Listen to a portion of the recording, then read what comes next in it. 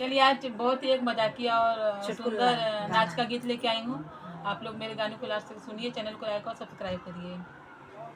अब नैना लड़ गईल दूसरे मर्द से, अब नैना लड़ गईल दूसरे मर्द से।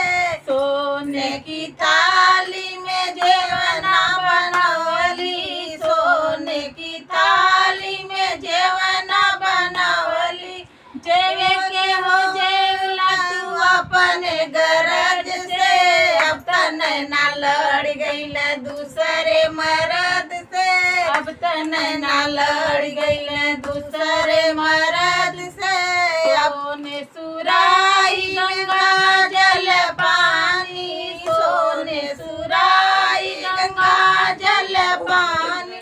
पिए के हो पी लू अपने गरज से, अब नैना लड़ गईल दूसरे मर्द से, अब नैना लड़ गईल दूसरे मर्द से, अब नैना लड़ गईल।